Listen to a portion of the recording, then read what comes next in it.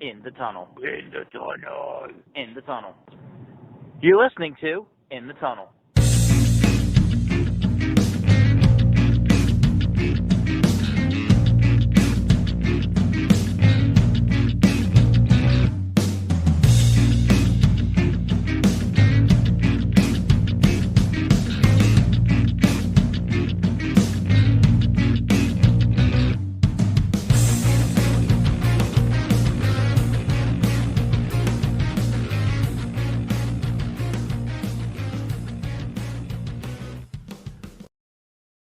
Hello and welcome to In the Tunnel, episode number 117. Yes, we got a very packed episode for you with lots of visual fixins to go with it. Yeah. So, a little bit more than just March Madness today. We're going to start out with the NHL playoffs. So, yeah, let's talk about some of the teams that have missed the playoffs this time around.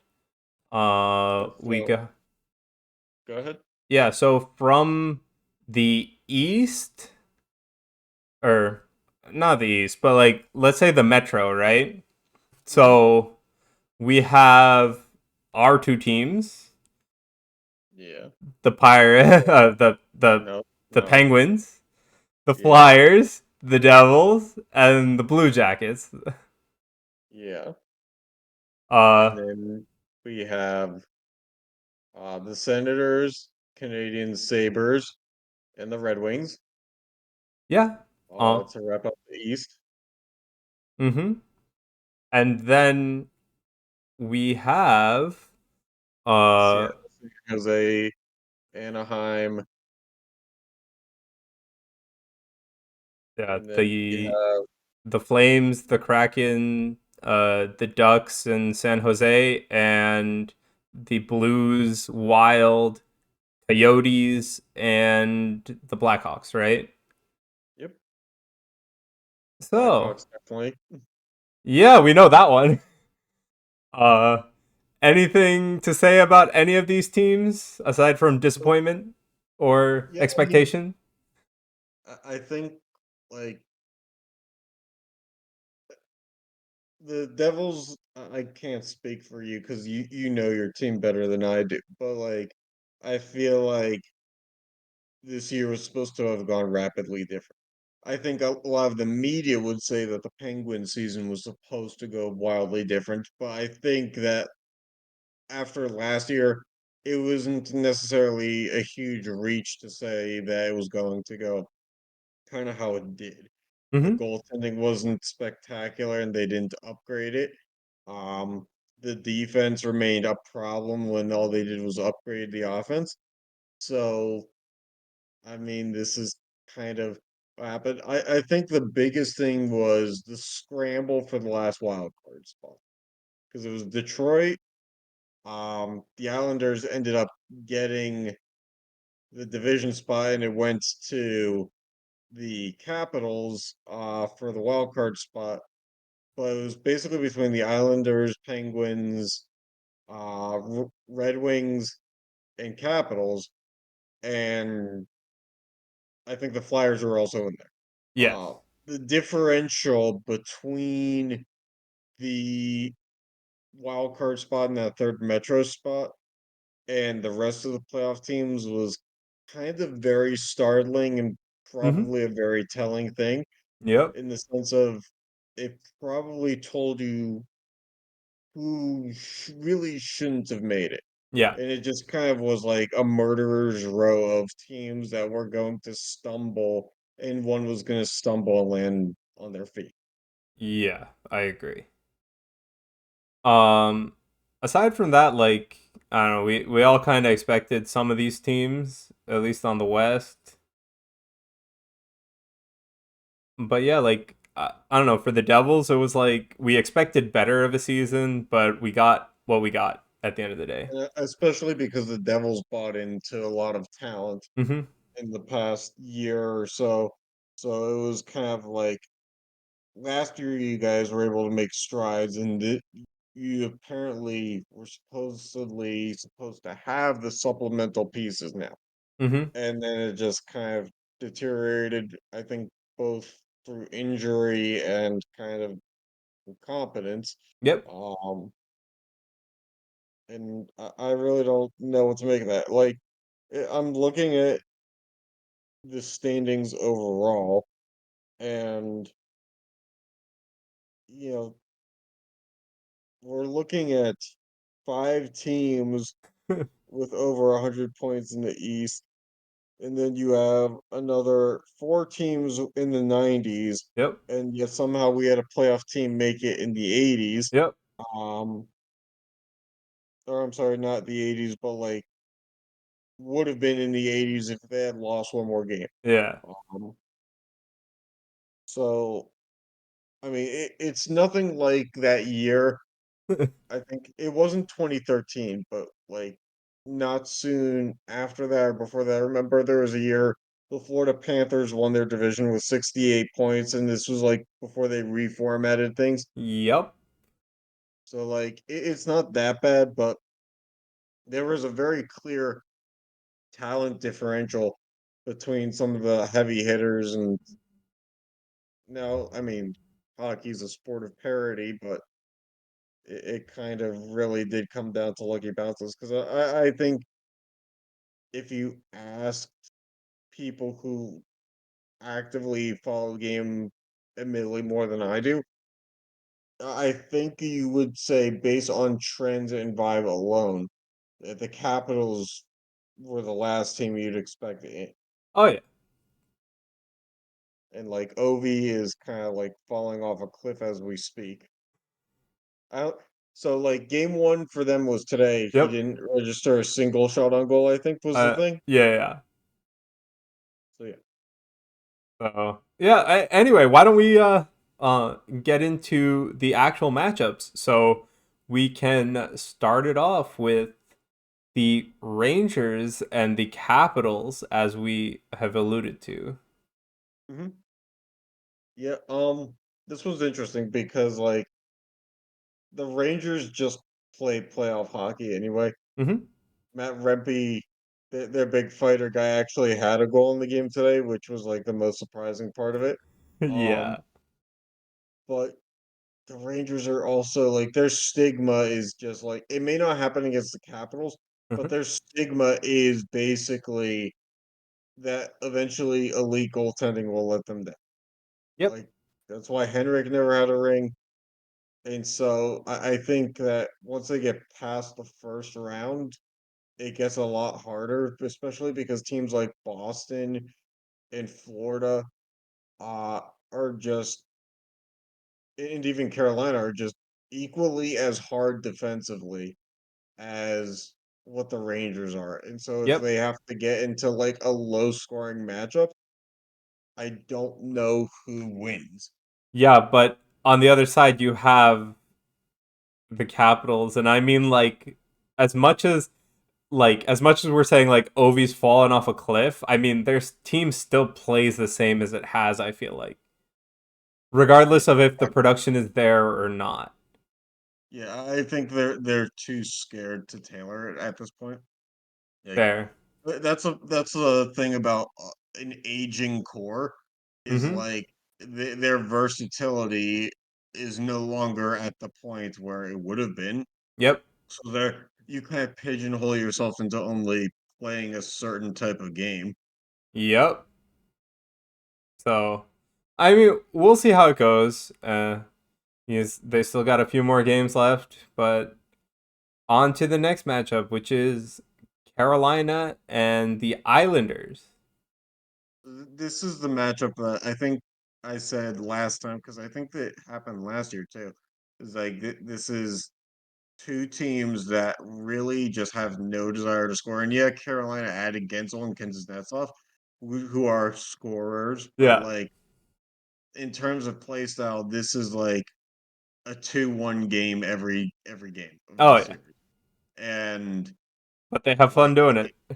yeah, it's a real bitch to watch, but like you know, Yeah. in terms of like worthy of making it to a conference final. There are two teams that probably could. Hmm. Not as much the Islanders because the Islanders really their problem is that the regular season means absolutely nothing to them because of how they play hockey. Hmm.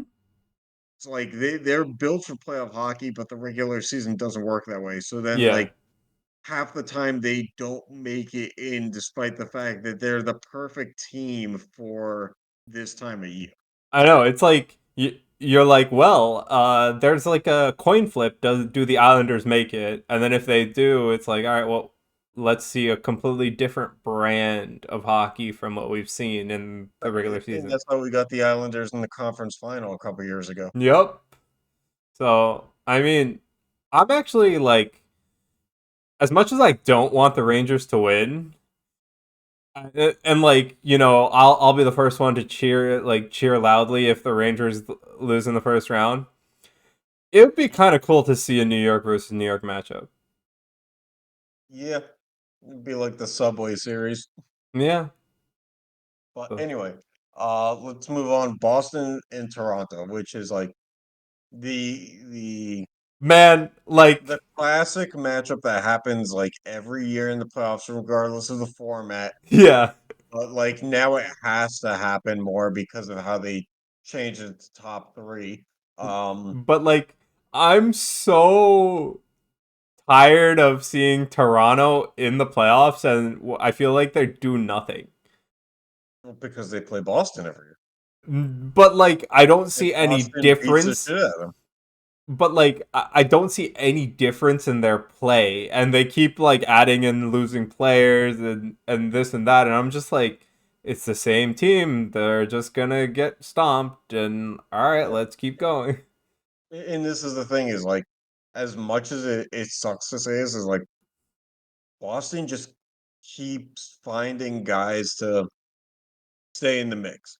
Yeah. And like Boston should have started a decline, Mm-hmm. but yet they stayed relevant long enough to instead retool. And then now they're just still in the same spot. Yeah. And with the resources of good scouting, have they lost Tuukka Rask, and now they have Olmark and Swayman. So Yeah. now they're arguably even stronger, and Mm-hmm. they're not relying as heavily on their core from the previous iteration, but now they've added to what Pasternak is, and some of those other guys have slotted down. So it's like, why would you think that Boston wouldn't win this series? Yeah. Because they have Toronto's number. And the thing about Toronto and Edmonton are that they both are teams of superstar players who have yet to achieve really anything this It's time of year. So not why would you even that. It's like, so in Toronto's case for me, it's more so like they keep adding tools, but they never like do anything around those tools. They kind of expect the tools to slot into predetermined places that they might right? not be good, like be good for. Like these players they pick up are, all the way from Very good at world one class thing. to like, fourth line grit player, but they never put them Do the same in thing. the same scenarios that they're good at. Right. And so Right. like I just dislike talking about Toronto every year. Well, I think we've brought this up multiple times before. It's the real thing of like when everybody does kind of the same thing, who's there to do what needs to be done that isn't in the realm of it? And so teams Yeah. like Edmonton, teams like Toronto, they've been very good at building up these scoring machines. But then when the calendar flips to this time of year and it comes down to who's going to block a shot for you, who's going to get on their legs, who's going to dive in, who's going to stop pucks between the goaltenders and the defense, who is it then? Isn't that why Because they this paid is like a couple $1 million for David Clarkson? Or am I wrong? you would guess so, but at this point in time, like I really can't tell you who is actively going to step up when Yeah. it's not that one guy. Yeah. Like you need more than that one guy. And someone was pointing out to me when the Penguins made deep playoff runs was when they brought up guys uh from the AHL that year. And Yep. it's not because those guys were going to be secret ingredients, but because rookies who come from the AHL are fighting for their spot in the lineup. And so they'll do the little things that a lot of these guys on a team like Toronto won't.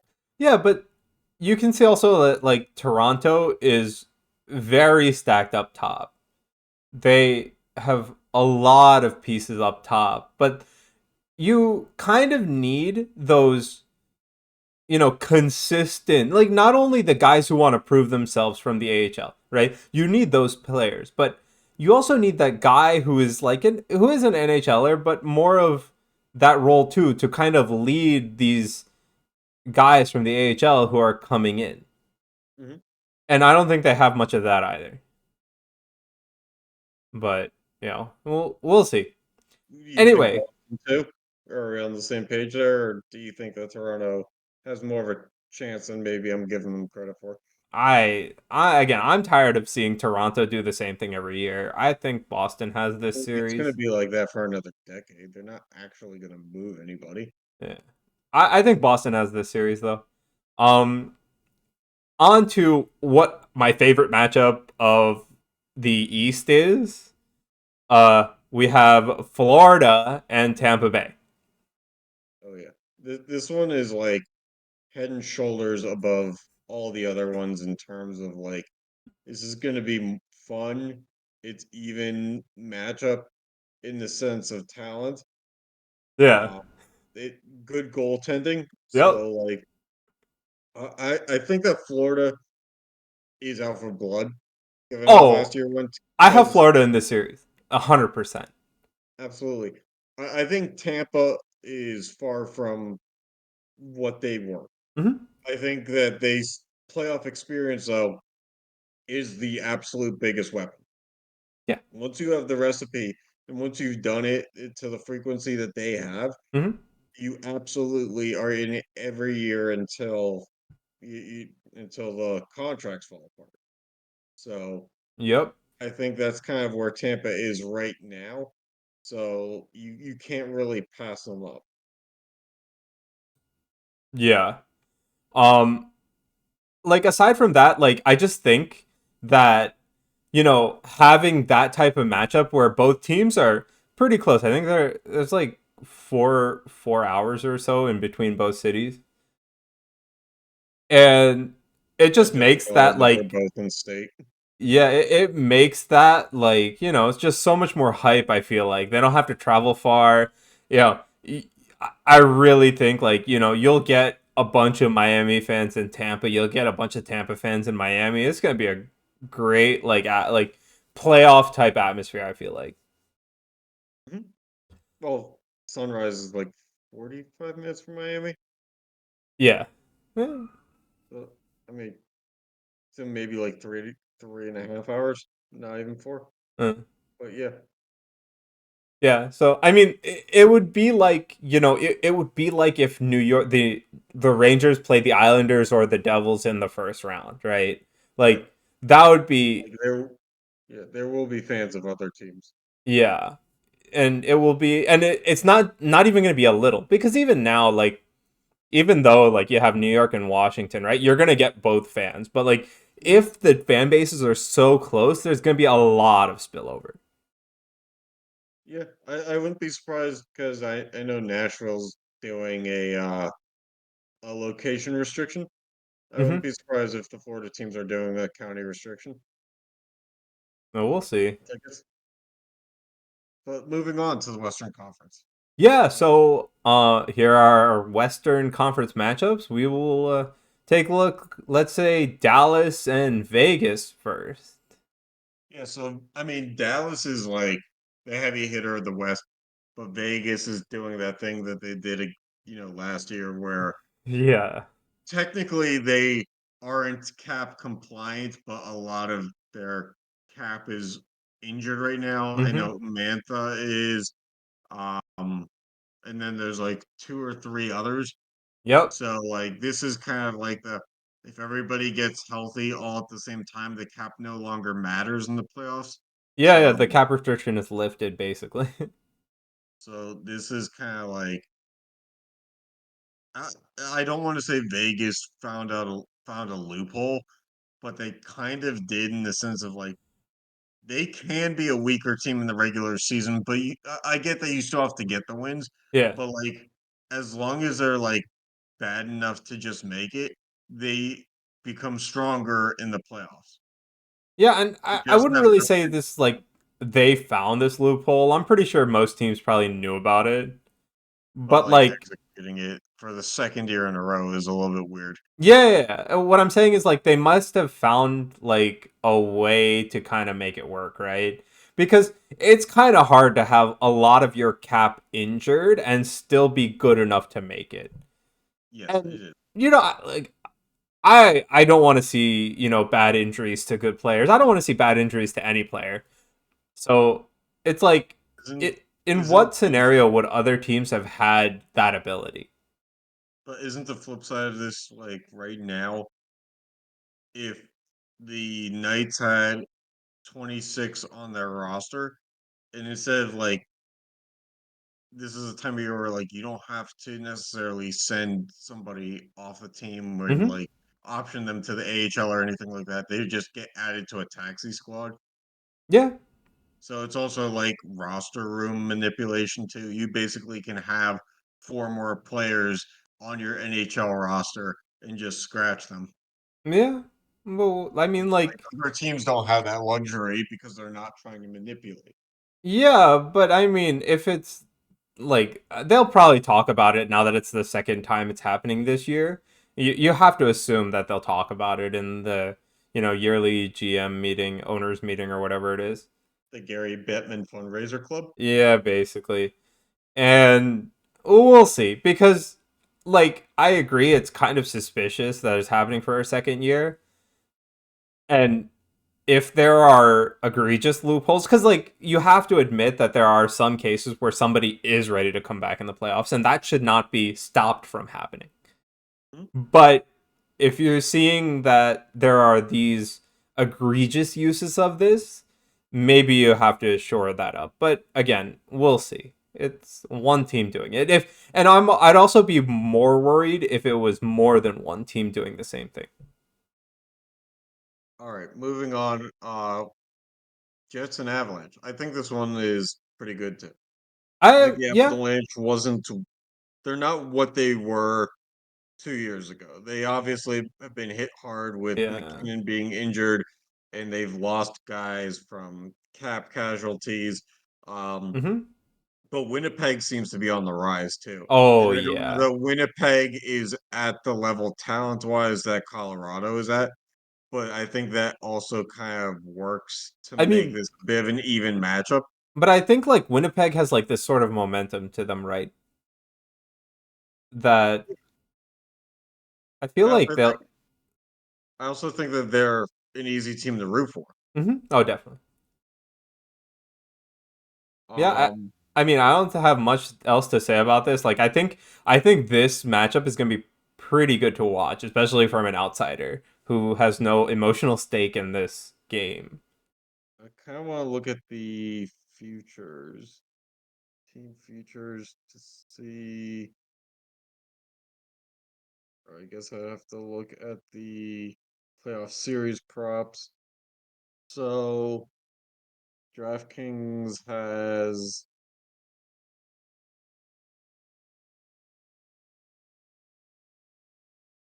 I don't even see one for Winnipeg or this series at all.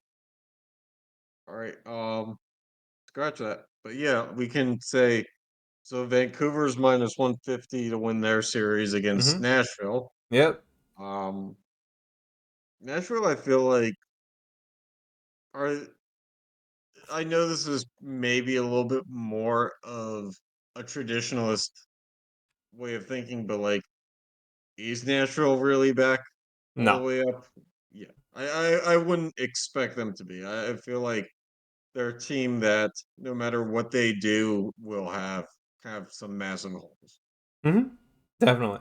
Um, I mean, I want to see what Vancouver can do though, because like while I don't think that Nashville's like truly and definitely back, I do think they will. This series will be pretty hard fought for whichever team comes out of it. Yeah. Edmonton is minus 190 against the Kings. The Kings, I think this is like the first time that they're sniffing playoffs with the new wave of, guys Yep. like Byfield and stuff like that. Mm-hmm. Um, this is again so hard because it's like just like I said with Toronto, it's like having guys doesn't necessarily mean anything this time of year. Yep. And it's not like LA doesn't still have guys themselves. They're a little bit older when we're talking about guys like Drew Doughty Mm-hmm. and Kopitar, but like they're still there Yep. and they've been successful. And that's kind of like the right mesh of experience and young guys to have to Mm-hmm. be able to pull off an upset. So plus 160 is, I feel like Vegas doesn't think that they're as good as, because like plus 160 is pretty high. I mean, they're saying that Toronto's plus 200, but yeah, I don't know. I can't really put anything past LA in this one. Um, Mm-hmm. so let's move on. Let's talk about the President's Trophy. Yeah. So it went to the Rangers with 114 points. This was the lowest non-COVID year President's Trophy since the Rangers did it themselves in 2015. I was gonna say So like I'm pretty sure you're mentioning the Rangers again. yeah, and that was they had 113 points that year. But Mm-hmm. then you'd have to go back to 20. Well, that was lockout year. So Yep. if we're not looking at the Rangers, it was the 2012 Canucks. Yep. So like it's a Uh. weaker President's Trophy for sure. Yeah, definitely. But I mean, at the same time, like you look at they came out of the Metro, right? The rest of the Metro was basically clumped. Yes, So but well, no, Carolina was only 3 points behind. Florida was only 4 points behind, and Boston was only 5 points behind. they're the Atlantic, though. I know. I'm just talking about when I'm talking about how close it was for the President's Trophy. Hmm. Like, I okay, mean, that Dallas, just Dallas shows. was 1 point back, Yeah, but like that just shows like even though we're saying it's the weakest President's Trophy, it was actually quite a tight race. right? But I think But also, they clinched the President's Trophy for this tight race, sooner than I anybody probably would have expected. I just think that the President's Trophy traditionally speaks volumes of a team that was increasingly more dominant than any of the competition. That doesn't scream to be true this year. Yeah, And but I so, mean, like, I know it's that the President's Trophy curse is a real thing in theory, but like, if there were ever a year to say that it's not necessarily a curse, it just happens to be that everybody, all the contenders are kind of on equal footing, it's this year. I'm rooting for the curse. I don't know about you. Oh yeah, I absolutely am. But like, if there's 5 teams within 5 points of the President's Trophy, that kind of says there's 5 teams in the same tier. It's Yep. not like when we talk about college basketball and UConn was head and shoulders above everybody because they were whooping people by, teams by 30 while all the other one seeds were winning by 10. Hmm. Like that's true dominance. And like normally in the NHL, like you could see it when the Capitals won back-to-back President's Yeah. Trophy. They were absolutely head and shoulders dominant. Yeah, they lost in the playoffs, but their dominance in the regular season was very evident. I don't I don't on paper see that in the Rangers. Yeah. I mean, I would agree with you. Again, I do Um, think like it like usually and also in the past, right? We've had President's trophies that have been clinched for quite a while. So normally happens with like a week or two out. yeah, but like at the same time, it was always like, hey, the President's Trophy winner is like 10 points higher than the next. Correct. And I so mean, I was looking for that buffer. like having just what, like 1 point or whatever it was, Yeah, it was one. uh, separating the Rangers and the second place, I think it's good. I want to see more of a fight at the top. It kind of makes the last few games a little bit more exciting, whether the teams try in them or not, right? Because that's a whole nother argument. Yeah. Before we move on to NBA, we have to talk about the Coyotes. I know pre- we didn't prepare a graphic, and so that was very silly. Me, probably should have. But I mean, so we Welcome to lost the Salt Lake. Coyotes. We got the Kachina back, and then we lost it. Yeah. But it was under the promise from Bettman to the Coyotes ownership group because I mean, look, the Coyotes ownership, like not wanting to pay for your own stadium was one thing, and that was one part of this equation that failed Yeah. and is the reason why they eventually sold. Yep. But you can't say that they didn't actively try different avenues and that they probably should be commended for that. Mm-hmm. Um, but they lose the Coyotes pretty quickly. Like when a team gets bought, and normally there's some speculation for a few weeks that it's going to happen. Oh, The no the speculation. Utah Boom, thing, done. yeah, it pretty much was 48 hours start to finish, and the guy who bought them, the Utah Jazz owner, seems to be very motivated Mm-hmm. uh, to be a good owner. Yep. And you could argue that like hockey isn't going to a place where it's not deserved. I mean, But also that Utah Jazz ownership group in general has been, asking the NHL about expanding there for a yeah, while. yeah, so like this was a perfect storm for them. But Yeah. the flip side of it is, you know, because the Coyotes ownership didn't like there's a certain part of this to blame on state too. Mm-hmm. Every time it went to bid on a plot of land or to propose something, it always got shut down Mm-hmm. by local legislation. Yep. Um, and so eventually you just run out of time, and they're probably operating at a loss because they're in a 5,000 seat arena, and you can't just for years on end Yep. keep doing that. Mm-hmm. So they sell because they pretty much have to, even though 1.2 billion is pretty high of a price tag for a team in desperation. Yep. Like the valuation I would have thought would be lower. Um, but I mean, part of so my argument against that is they might be in desperation, but the NHL is looking at expanding to 36 teams. So that means they have interest from a lot of buyers. So okay, while in desperation, they at least, they had something a few ownership groups wanted. fair, but it wasn't that they wanted it in Arizona. But Yeah, yeah, like, but I mean, staying in Arizona at that point is not the argument for anything.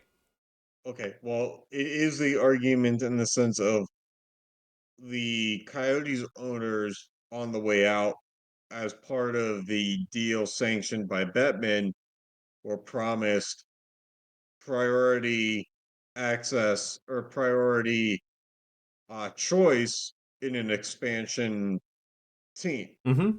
So, on top of that, the Coyotes management and everything send out emails to their season ticket holders that they're about to try to bid on some land that they still plan on building a big arena, stuff like that, and that they need support. So they want their season ticket holders to back them up. So this is interesting because you say kudos because they're still trying. Even with a team now gone, Mm-hmm. they're still trying to resurrect hockey in Arizona. Yeah. But I think at this point you have to wonder if it's just a lost cause. I mean, they basically ever since the Jets moved from Winnipeg and became the Coyotes were in flux. Yeah. They if it wasn't a name change because they went back and forth from are they Phoenix Coyotes to Arizona Coyotes, so they went back and forth with that. Yeah. And they went back and forth with stadiums, and Uh-huh. they eventually couldn't get a stadium. And it's kind of like, yeah, you're rooting for them to be able to revive a franchise in the desert, but like, is it practical at this point to keep baiting people into believing it who actually were fans? Because it Right. seems very much like how the franchise rules work is like you only have so many years to reclaim your name. I Yep. think I was reading, and this is weird because like Winnipeg obviously got But it back like I mean, 15 years later, but they're saying now you have 5 years but I mean to also reclaim. like okay, you're in Canada, right? In that case, Winnipeg's not going to accept any other name than the Jets. The Citizens, right? It is definitely in legalese, right? You have a few years to claim it back, right? I agree. But you have to also appeal to the court of public opinion in that case. Right, Now, and that seems to have been the big barrier. the thing is, right? Like what is the court of public opinion going to say about the Coyotes if they try to come back? What have they been saying? Exactly. Well, I mean, Basically, like get out of town. exactly. So that's the other thing, right? And that's a whole nother ball game. Yeah. So, Yeah, it last sucks, but like, topic. yeah, Yeah. I'll be Last looking topic. for those Coyotes jerseys on eBay real soon, hopefully cheap, which does feed into our last topic here. Yeah. Um, Fanatics, our new NHL jersey provider next year, is it's going to be an interesting thing because a lot of people Are already scared. don't like Fanatics. I mean, so from what I understand, right? They the same factory is actually going to make the jerseys. Right, that Okay. were making the jerseys when Reebok made them. Yes, but the same factory wherever it was. Right, Okay. in Canada. Okay. So, okay, already I'm not worried about that. But are they doing new design? And yes, they are. Okay. I'm very At scared. least they're changing to the commercial fan. They're changing the blend. So like, and this is going to date some people, but for you and me, the Mhm. purpose, if you remember buying a jersey in the Reebok era, Yeah.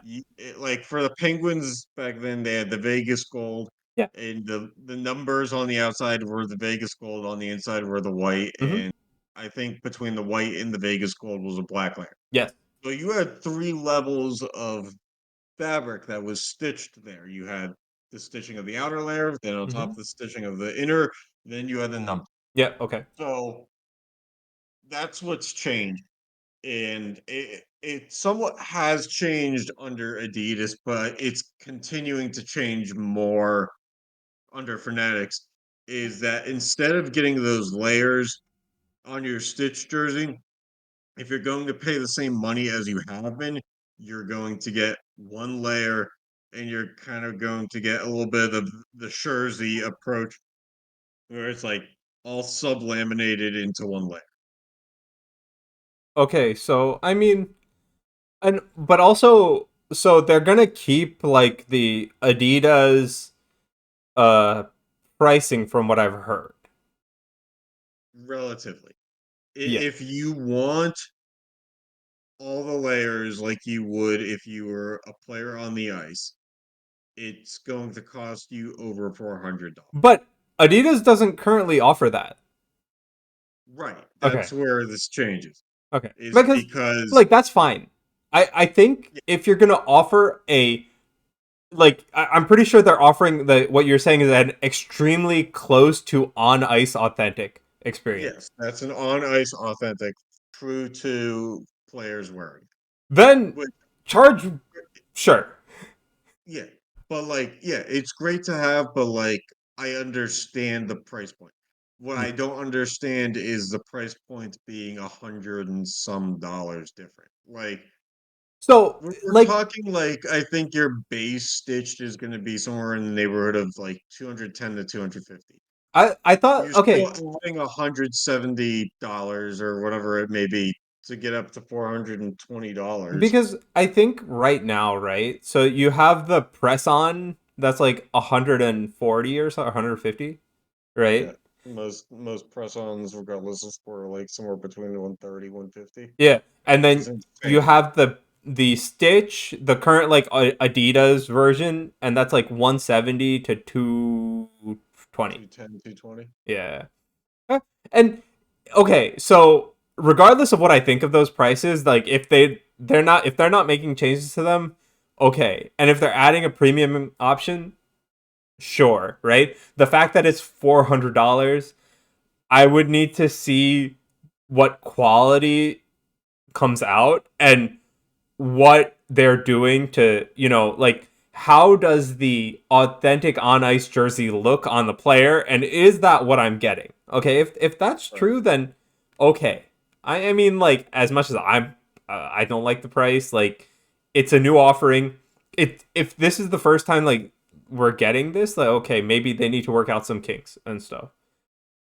Yeah, the other thing is, as you alluded to in the opener, the execution. Like, it's great knowing it's the same factories that have been making the NHL jerseys for years and years and years, because I think it's been like 25 years in that Mm-hmm. same factory. But we're still talking Fanatics at the end of the day. We're still talking about a corporation that has monopolized and cost cut a lot of practices across multiple sports leagues, and that it does not take a lot of changing the norm for this to get screwed up. Okay, but at Now the that same they time, press the buttons, yeah, but like at the same time, right?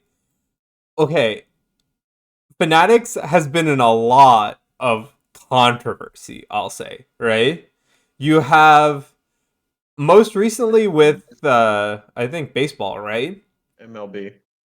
But isn't like okay, so they're in that controversy. Yeah, So but wouldn't most it of the blame resides with oh, Nike in its whatever decision. is happening, right? I haven't followed that, Yes. right? Yes, But the execution is Fanatics.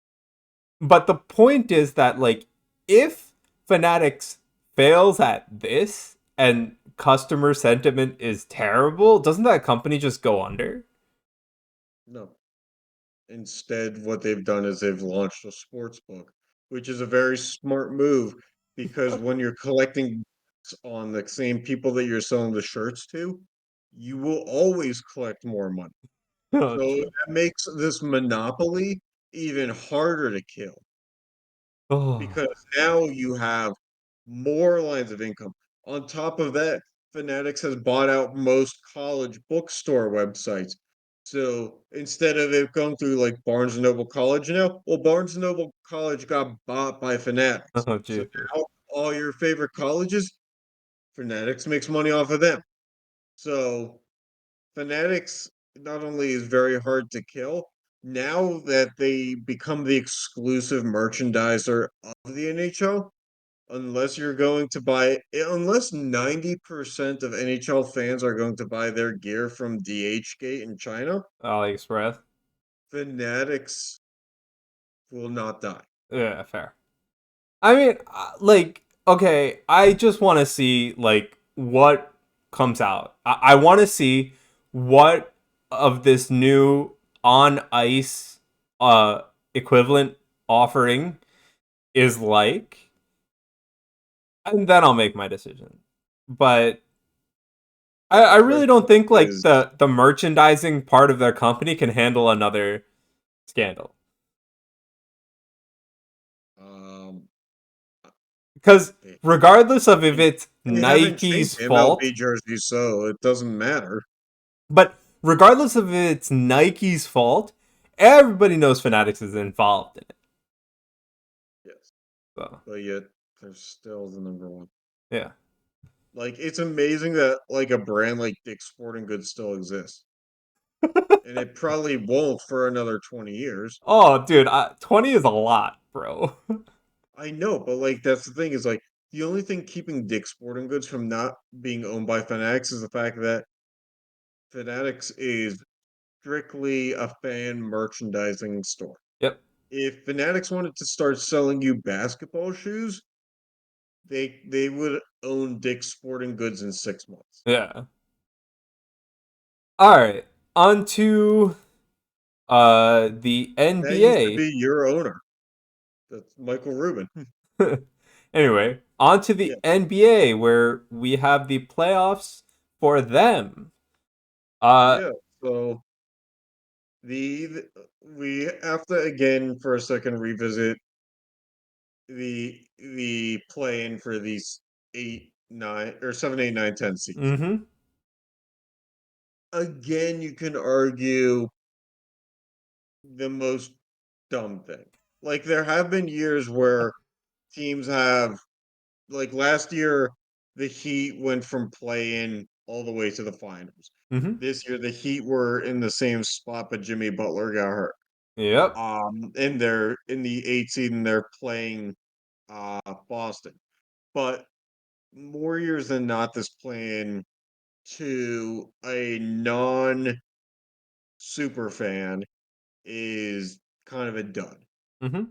We're seeing very clearly the talent disparity Yeah. and how like teams fighting for a 6 seed now in the NBA is like the worst thing that can happen because what you're doing is you're basically a mid-major playing to be in the same field as the big guys. Yep.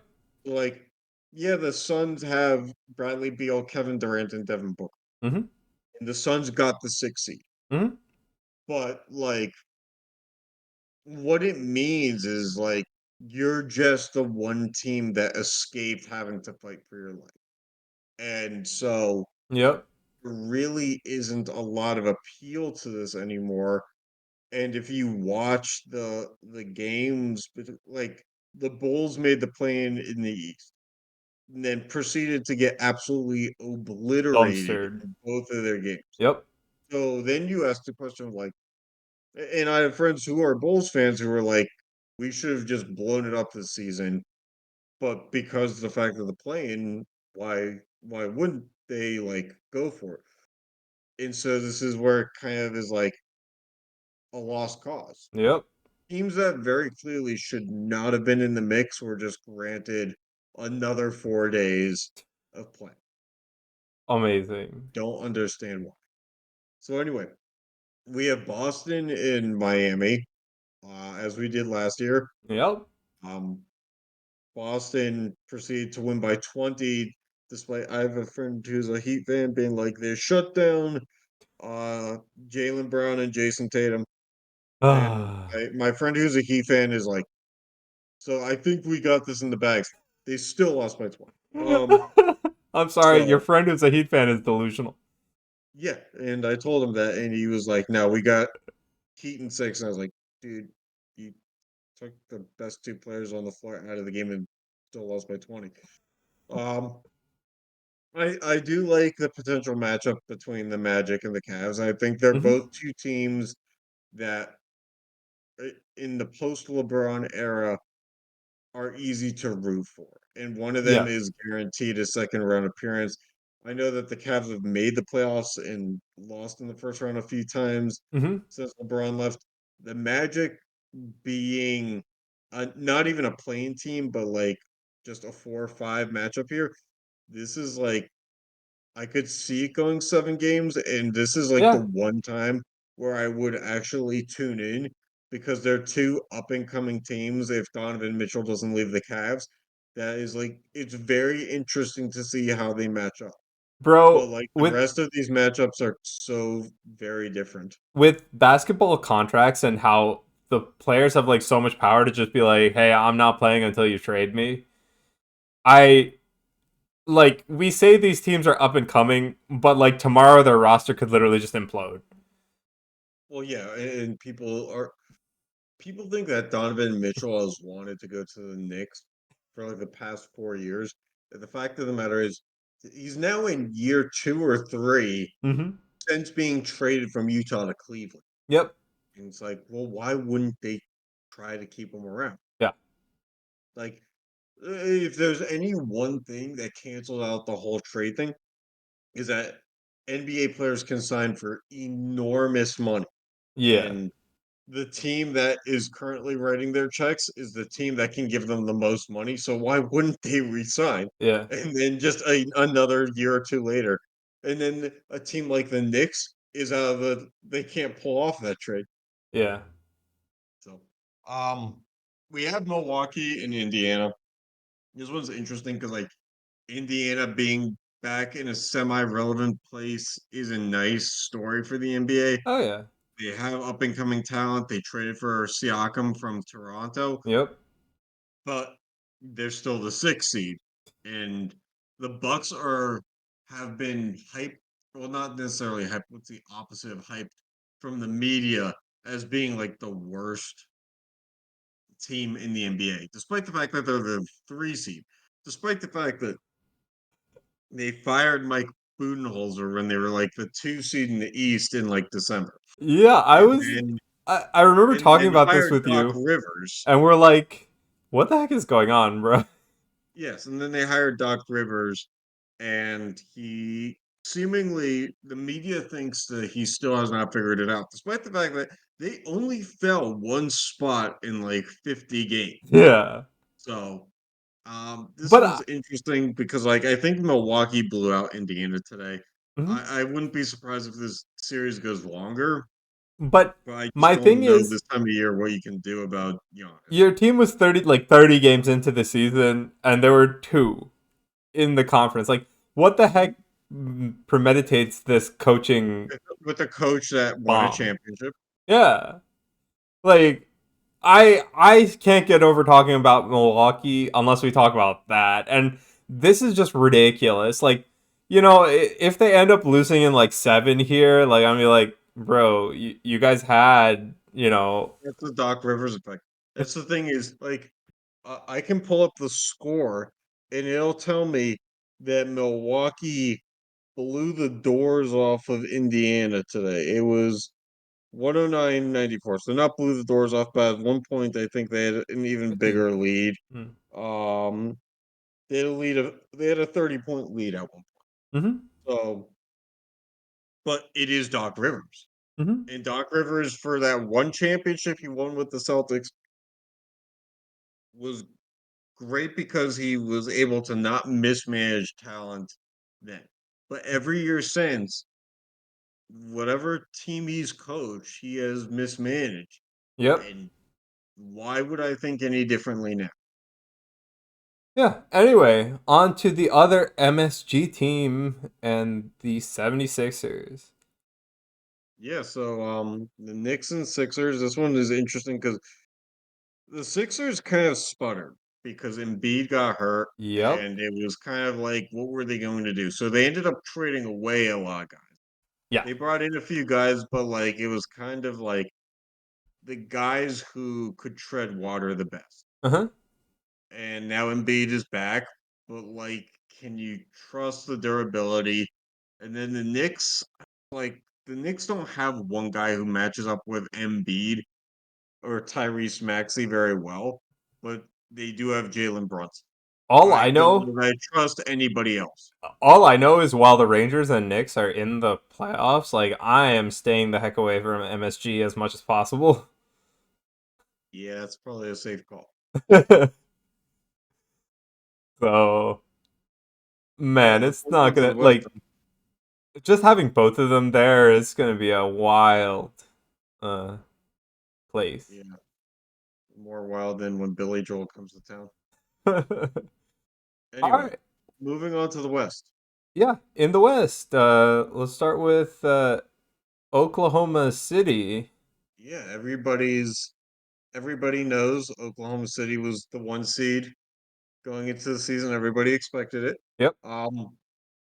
Look, they've done a tremendous job of building up very quickly, and they run, from what I understand, a style of basketball that allows it's a blend between college and professional.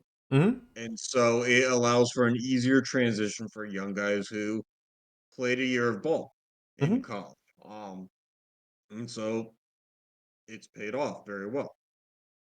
And it's unselfish basketball in an era where selfish basketball exists. Yeah. They're not playoff experienced, but then again, New Orleans is just this is what New Orleans is. Like Okay. their Also, ceiling is 7 or 8. like, I don't know. I'm sorry, but I keep forgetting New Orleans is a team. Like, I look and I see Yeah. basketball on, and I see a little NOP in the corner, and I'm like, that's a team. Yeah. And it No, takes me I like mean 20 that's the minutes. Pelicans are. It takes me That's like 20 what the minutes to Pelicans are. remember. That's what the Pelicans are. Yeah. They go Zion as far as Zion takes them, but Zion's durability and the fact that they don't have supplemental scoring outside of him will never take them far enough to be relevant. Yeah. It All would right. shock me if they got past the first round, and if they did, they're definitely not making it past the second round because all of Okay. those other teams, aside from the Lakers, they know how to beat New Orleans. But also, like, I this is like the one series I'm like, it makes like 5 games. Yeah, exactly. All right. On to the Clippers and the Yeah, so Timberwolves. no, Clippers and Mavericks. Oh, Mavericks. Oh, Yeah. I So I mean, I bad watched a reading. little bit of this one in the gym. I wasn't expecting the Mavericks to get handled as badly as they did, Mm-hmm. but because the Clippers are synonymous with not getting it done to where the names on the jerseys should. Yeah. But if game one was any indication, Dallas is in trouble. And I do think that Dallas will rebound and make it a series to a certain extent. But it looks like the Clippers without Kawhi were up like 30 points in the third quarter. Uh-huh. And like if the Clippers have all their horses and running in the same direction, Dallas is screwed Yeah. because there is nothing Kyrie and Luca can do to save the Mavericks if all those other guys are just playing 70% of what they can do for LA. Mm-hmm. Um so move on to Minnesota and Yeah. Phoenix. So now we have the Timberwolves and the Suns. Yeah. Um Look, Phoenix makes the playoffs, but I think it's fairly evident at this point that they went star hunting for Bradley Beal and Kevin Durant, and on paper and in the video games you can win that way. But I think they messed with too much of a good thing. I think they Also, had I just didn't think we'd be talking about both Arizona teams, one in a completely different light than the other. yeah.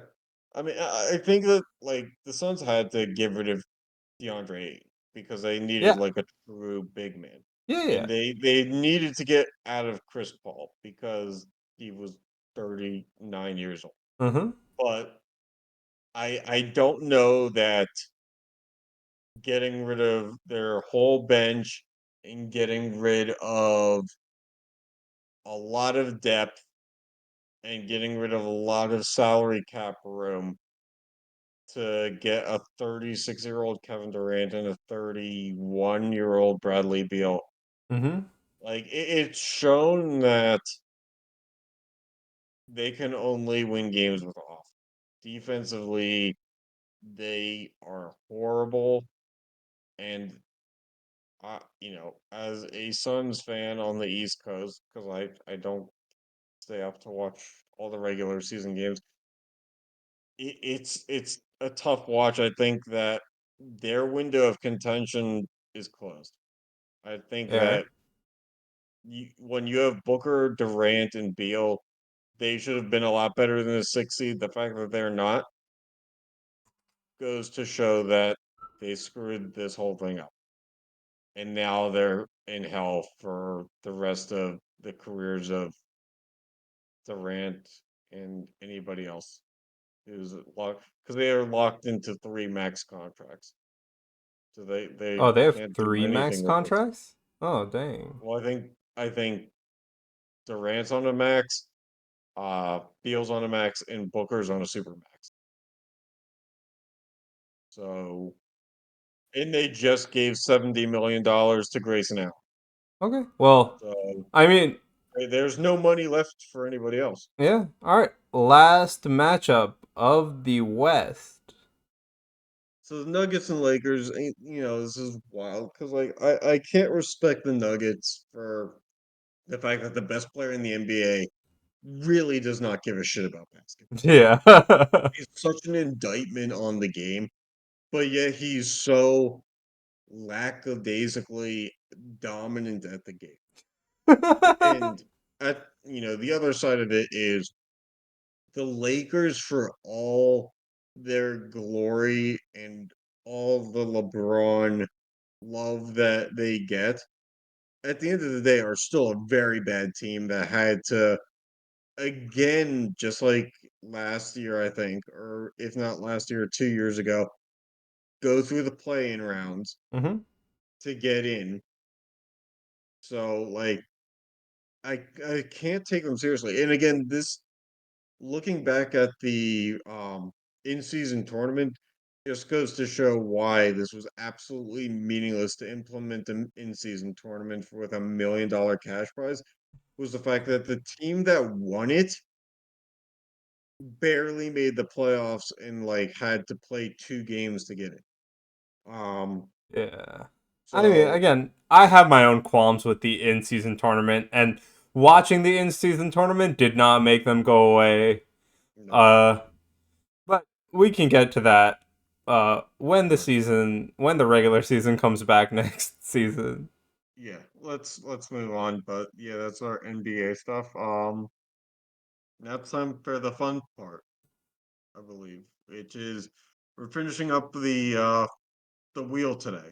The tournament, um, been a fun ride, but right now we have 8 teams. This isn't going to take a ton of time Yep. at this point, so we added it back in with our normal episodes, and we're going to kill this puppy. So Yeah. So make sure that we tag it on YouTube, not for kids, just because I said kill a puppy. it's never for kids, bro. It's never for kids, just because there's always a team that pisses me off. All right, yeah. If Sean did a solo show, it would be marked for kids. Yeah. All right, yeah. So let's introduce the teams a little bit. We have Monmouth as our first team in our Great Eight Yeah. with 72.4 points per game, 35.4 rebounds per game, 13.1 assists per game, a 10-8 conference record, and they were 18-15 overall. Coming out of the Colonial Athletic Association or a Coastal, I think they rebranded it the CAA. Yeah, good luck with that one. I was not getting that one. I know those all Okay. by memory. I got you covered for that. Yeah, so they were 12 out of their quadrant. Seed out of their region. Yeah. And they go up against Canisius. Yes, the Golden Griffins out of the MAAC MAC. They put up 70.4 points per game. They had 36.9 rebounds per game. Assists per game, 12 and a half. With a conference record of 8 and 12, they finished overall 14 and 18. So our first matchup with a trip to the Final Four on the line. And now we Yeah. get to spin the wheel and see what's going to happen. Yep. So, who is the winner? I It got my will money on a be Northeast team. it will be the higher seed. All right, so Canisius moves into the Final Four. And just like that, we have one, we have our two teams from New York still in play. We lose our last New Jersey team. We lost Ryder last week. This week we lose Monmouth. Yeah, I mean, no offense, but New Jersey made it way farther than it should have. Absolutely not really a basketball state in the slightest. Nope. All right, for the next matchup, we have Akron, who had Vermont. 73.6 points per game, 36.5 rebounds per game, 13 flat assists per game, a conference record of 13 and 5, overall 24 and 11 out of the MAC. It's just the MAC. Yep. Yeah, that's on me. I shouldn't have corrected you on that one. That was a very good clarification by you. And Akron will meet Vermont. Out of the American Eastern Conference, Vermont made the tournament in real life where they lost to the 4 seed Duke. But in Yep. this tournament, they're still up for a Final Four bid. They have 71.6 points per game in their pocket. They have 34.6 rebounds per game, 13.7 assists per game, a very dominant 15-1 conference record. And they finished the year 28-7. Yeah. So we'll find out. So yeah, we'll Which find out. are Are matchups they here? are they the ones to Are you the move one? on? And we It looks have like Vermont. Vermont. Vermouth in Vermont. Yeah, so Vermont makes it over Akron. So they make it to the final, Four. the last four of ours, Okay. and they face Don't want to Canisius. get trademarked. Yeah, exactly. I will And say those words until they show up with papers. anyway, on to the latter Alrighty. half of our Great Eight. We have Buffalo as the first team from their quadrant. All right. Our second team from the MAC with a single A. Buffalo. Will they be the one team remaining to represent their conference after Akron just lost? Buffalo puts up, and you'll notice here, this is the lowest number yet for points per game, 68. Everybody else was in the 70s. 68 flat, also. 68 flat, 34.9 rebounds per game because you gotta get those misses. Assists per game, they're right around the pack in 13.4, but they carry a 2-16 conference record, 4-27 overall. Yeah, and they go on to face off against Hampton. And Virginia's finest. Hampton will have a little bit more normalized stats, I feel like, at 71.8 points per game, 37 flat rebounds per game, 12.8 assists per game, so a little bit lower than the rest we've seen so far. A conference record of 3-15, so right there with Buffalo. Overall, 9-24, a little bit better. And they're out of whatever that conference was you said. CAA. There you go. Same one that Monmouth was in. Will Lightning strike the CAA twice and eliminate both in the same round? Yeah, so let's see.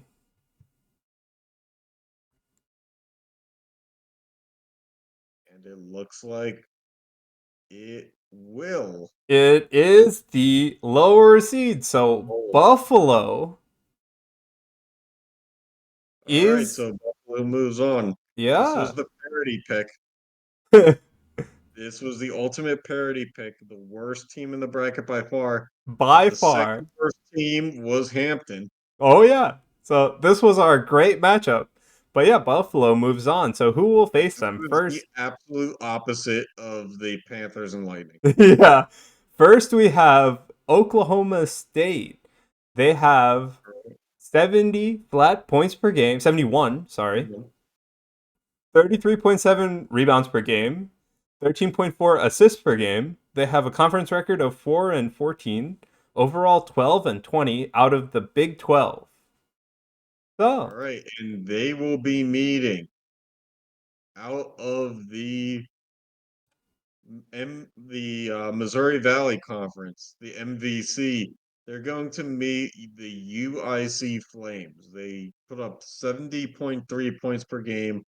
Match that with 33.6 rebounds per game and 12.4 assists per game. In conference, they were 4 and 16. They finished the year 12 and 21. yeah. So, again, this side of the bracket had our front runners for pretty bad records, won't you Yeah, say? it's the opposite of front runners. Hey, I they. don't want to be mean, but as an autistic person, I feel comfortable making the joke of child left behind. Oh, uh-oh. Oh, and it's the higher seed, so UIC. UIC to the final four. All right, so we have Canisius, we have Vermont, we have Buffalo, and UIC. So we have a six seed, a 12 seed, and an 11 seed. Would have Yeah. been great if we got two 6 seeds and two 12 seeds. I know. That was so It close. almost happened. It almost. Anyway, all right. So, thoughts, Sean? I mean, it went about what I thought. I was rooting for Monmouth to lose, so I'm good with that. Uh Okay. and we were rooting for Interesting. Buffalo to win. Oh, absolutely. But you know what? I wouldn't have had a problem with Hampton. Oh If yeah. being very honest, Yeah. like it would have been like because ever since Chicago State, the funniest thing we ever did with this tournament was when Chicago State, which had won like two games They're like, in the course of like 3 years, yeah. won our tournament outright, and that was really fun. But like when you have a 4-win team versus a 9-win team, it'll suck for a minute, but then you realize like you still have a team that had less than 10 wins. Like you Yeah. still have somebody. The thing that sucked was last week when we got to this round and you had to pin these two against each other. Yeah. Because like if we had the choice to reshuffle the deck, we would have put it somewhere else. Yep. So I mean, I'm excited to see what happens. There's like to still have our worst dog in play Hmm. is this is what we do this for. Yep. Yeah, so on to the what do we want to call it? Last four? I'm calling it the four final. The four final. All right, on to the four final. We got Canisius and Vermont. Yeah, so this one's interesting because we normally do the wheels with higher seed, lower seed, but now that we have two 6 seeds, we had to change the formatting here. Yep.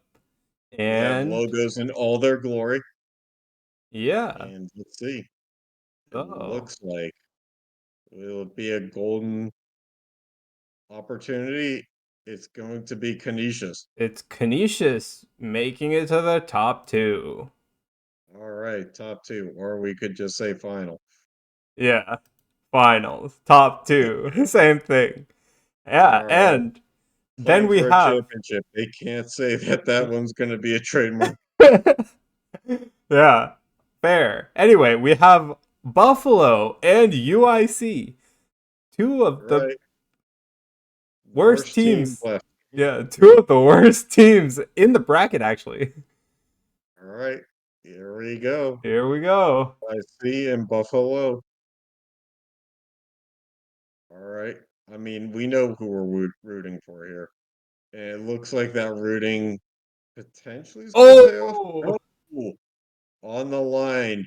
Yeah. It's going to be UIC breaking our hearts. Yep. The 4-win team is off the board. UIC is playing for a championship. We have the 12 and 21 UIC Flames versus the 6-seeded Golden Griffins of Yeah. Canisius. So Canisius and UIC playing for a championship. Yeah. So again, as it is the last few rounds, we have a wheel with both of them on them. Yes, the caveat here for the final, we do a 3 spin. Yep. So first, okay, Canisius. Canisius just needs to Canisius. win one more, and they take it. I don't know, Sean. It's gonna be rough. Yeah. So let's see who can they make it a 2-0 and not even need the third spin. I The, don't think so. It looks nope. like UIC squarely lands on the second one, Yep. which means we have one more for a championship. Yeah. So UIC, Canisius, who's it going to be? all this close. Right on the line, it's Oh. going to be UIC, the Yeah. second worst team in our final four or four final. UIC out of the Missouri Valley Conference, the lone representative when we started this episode of their conference. They are the winners of the tournament. Yeah. So UIC. I mean, like, we didn't get the 4-win team, but it was pretty. This is quite a wheel thing to do. Yeah, it is. I mean, like, it took, like, I can look this up, but if UIC basketball, I don't think was anywhere near the top of their own conference. Mm-hmm. Um, which is pretty much right for the wheel. Um, and so this is just a great spot to be in. They were 11th in the Missouri Valley Conference. So, Okay. and yet they ride that dance all the way to the finish line. And I Yeah. don't know, They take it it. wasn't the funniest tournament that we've ever had, but like that's what's beautiful about this is that parity wins. Yeah. So Like, who would have thought a team with 12 wins takes on a home 30 plus game schedule? takes home the wheel trophy. That's it. So anyway, I mean, thanks to everybody who tuned in for the wheel uh this time around. It was a lot of fun to be able to present it in a little bit of a different way. Yep. Um watch the video broadcast because especially, the March Madness stuff is so much better in terms of what we were able to put on the screen Mm-hmm. this year, and the rest of the episodes are catching up with higher quality. It's been a grind, so appreciate anybody who actually commits to seeing what we're able to put together because like for a podcast to do it like with the resources we have and the time that we have, this is like a lot closer to looking like a professional operation now. Yep. Um, and it's Yeah. something to be proud of. Yeah. And we'll keep doing it. So thanks for tuning in, and we'll catch you next time.